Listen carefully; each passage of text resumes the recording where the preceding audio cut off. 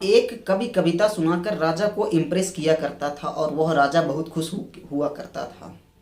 एक दिन राजा उस कवि को गिफ्ट या उपहार देने को सोचा और कवि से पूछा कि तुम्हें क्या चाहिए। कवि बहुत होशियार और बुद्धिमान था। राजा उस वक्त चेस खेल रहा था, तो कवि बोला मुझे चावल के दाने चाहिए। राजा पूछता है कवि से कितने चावल के दाने चाहिए। ले लो।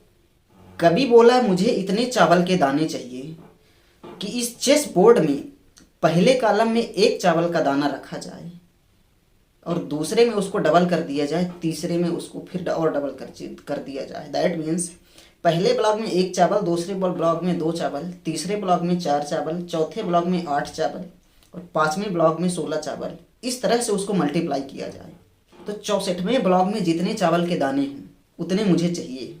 तो कमेंट बॉक्स में कमेंट करके बताइए कि 64वें ब्लॉक में कितने चावल के दाने आएंगे। अब इसको शेयर मार्केट के फंडा से समझने का प्रयास करते हैं। यदि आपके पास 3 लाख है और आप उसको अच्छी तरह से इन्वेस्ट करते हैं स्टॉक मार्केट के ऊपर और उसमें आपको मात्र 15% 15% का यदि इंटरेस्ट मिलता है पहले साल, तो आपके पैसे कितने हो जाएंगे? 3,45,000 मात्र पहले ही साल में हो गए। अब उसको दूसरे साल में कितना आएगा ये समझने का प्रयास करते हैं। अब दूसरे साल क्या होगा कि ये 3,45,000 में इंटरेस्ट मिलेगा। दैट मीन्स अपन समझने का प्रयास करते हैं कि व्हाट इज कंपाउंडिंग।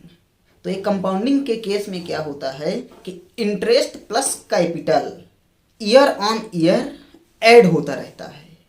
हिंदी में उसको अगर समझने का प्रयास करते हैं तो मूलधन प्लस ब्याज हर साल अगेन एंड अगेन जुड़ता रहता है। तो दूसरे साल कितना हो जाएगा? अब आपको 3,45,000 में इंटरेस्ट मिलेगा। यदि 3,45,000 में 15% मिला तब कितना हो जाएगा? मैं एक डायरी में लिख के रखा हूँ, तो उसके माध्यम से मैं देख के समझने का प्रयास करते हैं, क्योंकि कैलकुलेशन बहुत लंबी हो जाएगी। अब यदि आपको 3,45,000 में आपको 15% मिला तो 15% उसका कितना हो जाएगा? 51,750। कैलकुलेटर आपके पास भी है, उसमें आप कैलकुलेट करके देख सकते हैं। अब ये क्या होगा कि ये 3,750 ये जो मिला तो ये तीसरे साल वाले में जुड़ जाएगा। दैट मीन्स 3,45,000 जो अमाउंट था उसमें आप जोड़ देंगे इसको, तो टोटल वैल्यू हो जाएगी आपके कैपिटल की 3,96,750।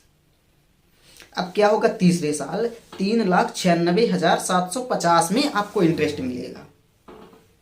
अब 3,96,750 में यदि आपको 15% मात्र मिला 59,512 हो जाएगा। तो ये तीसरे साल इंटरेस्ट प्लस कैपिटल जुड़ेगा तो टोटल इसकी वैल्यू हो जाएगी 4,56,262। तीसरे साल ही हो गया 4,56,262। 15% मात्र मिल रहा है, याद रखना है। अब चौथे साल क्या होगा? अब चौथे साल आपको 4,56,262 में 15% मिलेगा, तो उसका 15% क्या हो जाएगा? 68,439। मैं फिर से बता रहा हूँ, आप कैलकुलेटर कर लेना, फंडा समझने का प्रयास करना, कैलकुलेशन के ऊपर नहीं जाना है। तो अब फिर से इसको इंटरेस्ट प्लस कैपिटल जब कर देंगे तो टोटल इसकी वैल्यू कितनी हो जाएगी? 5,24,701। चौथे ही साल हो गया 5,24,701। अब इसकी वैल्यू को देखते हैं 5वें साल क्या हो जाएगी।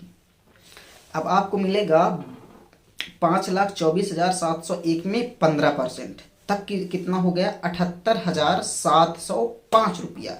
अब ये आपके कैपिटल में ये वाला इंटरेस्ट जुड़ जाएगा, तब इसकी वैल्यू कितनी हो जाएगी? 6,03,406। 5वें साल हो जाएगा। 5 ही साल में 3 लाख की वैल्यू हो गई आपकी 6,03,406। तो कमेंट बॉक्स में कमेंट करके बताइए कि 10 साल के बाद ये वैल्यू कितनी होगी। कंपाउंडिंग के बारे में जो समझता है ना, वो व्यक्ति कभी लोन नहीं लेता है। कंपाउंड इंटरेस्ट बहुत भारी पड़ता है। एल्बर्ट आइंस्टाइन जो है इसको 8वां अजूबा भी बताया है। धन्यवाद।